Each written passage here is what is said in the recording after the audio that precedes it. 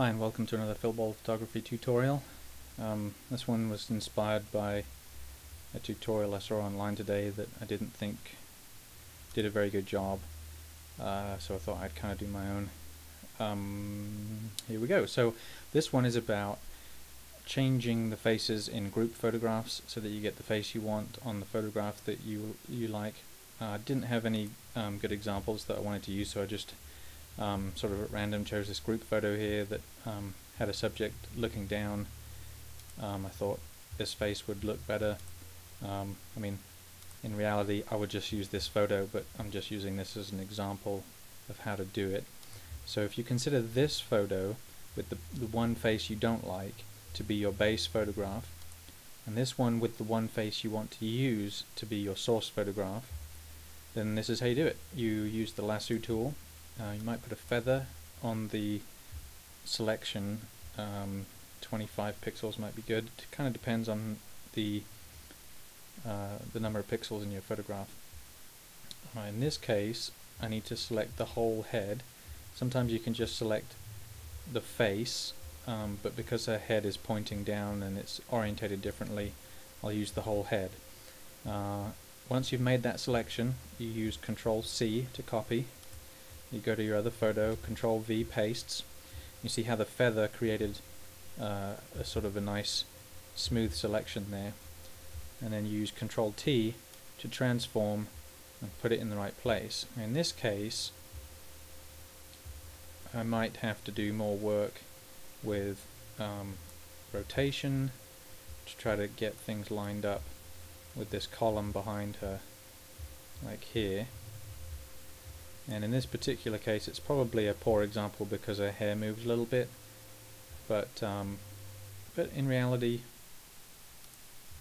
that's pretty good. That's lined up.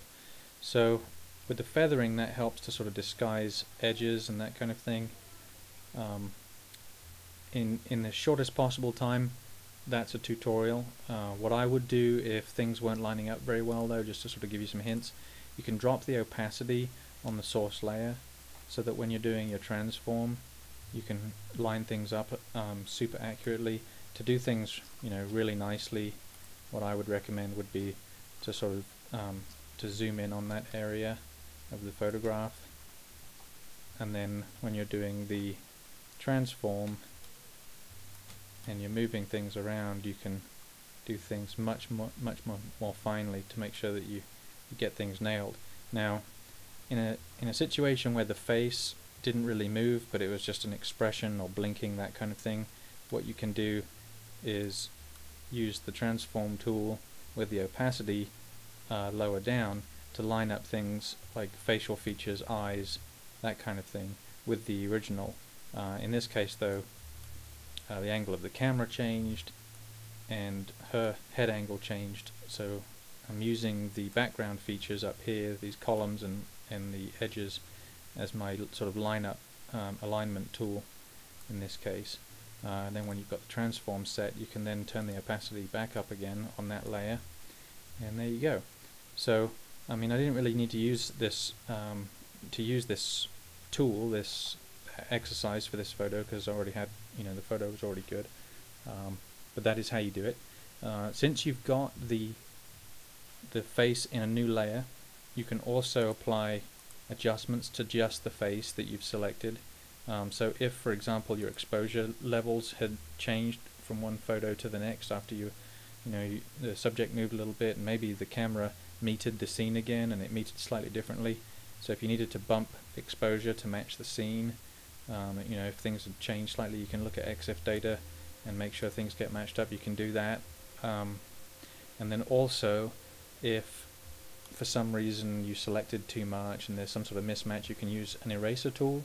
What I would recommend though, rather than using an eraser tool, would be to apply a layer mask to that layer and then use the black paintbrush, select a black color and the paintbrush tool while the layer mask is selected, and then just as with any layer mask, if you paint black, it shows through. If you hit X or this little reverse arrow here and paint white over it again, it reverses the layer mask, and that's easier than when you use the erase tool, because I kind of preach the layer mask over the erase tool when you're working with layers like this, because the layer mask is completely reversible. You can just keep hitting the X key and go back and forth between white and black and sort of paint over things and then repaint over things. Once you erase a layer, you'd have to use Control-Z, Control-Alt-Z to back up through the history.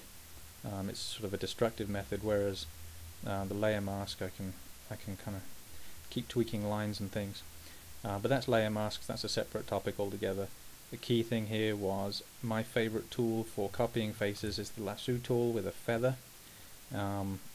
Copy a face, Control-C, I guess that would be Command-C on an Apple, Command-V or Control-V to paste, and then Control or Command-T to transform. And just with those keyboard shortcuts and the lasso tool, you can literally copy a face, drop it on the photo that you want it on. It's like seconds. You saw how fast it was. So hopefully that was useful. And if you have any requests or kind of tutorials along these lines that you'd like to see me tackle, then just go ahead and ask in the comments or shoot me an email or something, and that'd be fine. I like to respond to comments and things. Thanks.